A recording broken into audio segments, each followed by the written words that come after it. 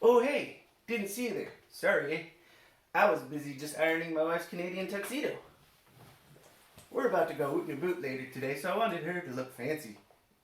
But first, before we go, I wanted to take a look at the Canadian Cardback Vintage Rancor Keeper figure. So stick around, eh? We'll see you there, hoser.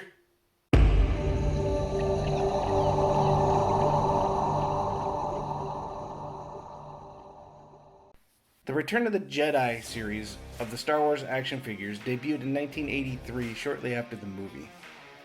Obviously, several different cardbacks were distributed around that time between 1983 and 1985. But today we're going to be focusing on the Canadian version of the Return of the Jedi Rancor Keeper action figure. Before you see the Rancor Keeper Canadian cardback, mint on card, because he's still sealed right there. So what makes this one a Canadian, you ask? Well, let's take a look at it a little bit closer. In the upper right hand corner, you see ages 4 and up. You also see it in French right here.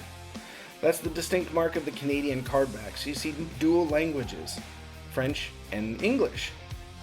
And it appears in multiple places throughout the card.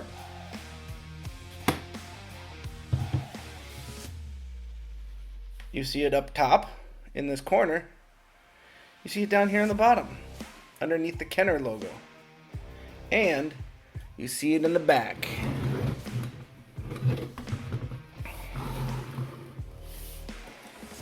Oh yeah. So Star Wars action figures collect all 77. Not gonna try to say that in French. But as you can see, it's also dual languaged up at top and all the text down here. For the additional promotional figures that are on a card back. So if you put it side by side,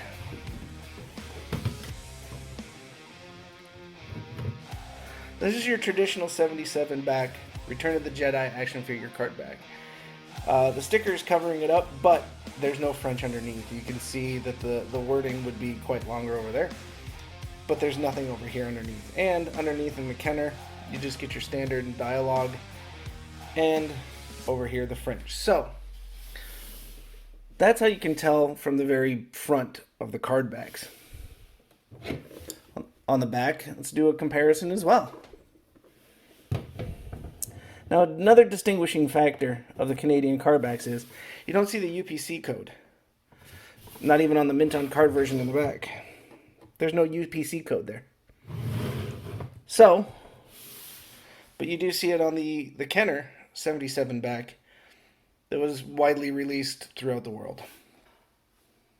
The Canadian cardback Rancor Keeper figure, last sale that I could find of an example of this was for $300 on the Rebel Scum forums, and that was back in 2019.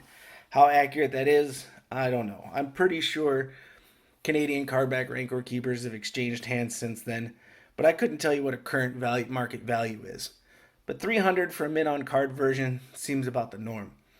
The cardbacks, however, they're kind of a dime a dozen. Nobody really charges for cardbacks. I got this one included in a Rancor Keeper, or included with a Rancor Keeper action figure.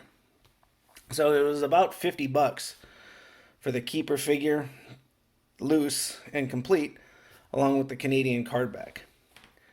So you can really tell that there's a difference between the mint on card and just getting it all together loose. A huge dollar difference. You can even see back in the day on my version, this one sold for $2.99 Canadian. So prices have definitely gone up. Anyway, thanks for stopping by, Rancor Keeper Clan, Keeper Crew. It's nice to see you guys again. Sorry I've been gone so long. I hope to correct that in the future. But anyway, thanks for sticking around. And let's give thanks to Canada for the Canadian cardback Rancor Keeper, the Canadian cardback line of action figures. Let's give thanks to Canada for hockey. Let's give thanks to Canada for Avril Lavigne. She's pretty hot. And thank you to Dave Grohl for the Super Bowl commercial thanking Canada. Until next time, Keeper Crew, we'll see you later. Thank you, Canada.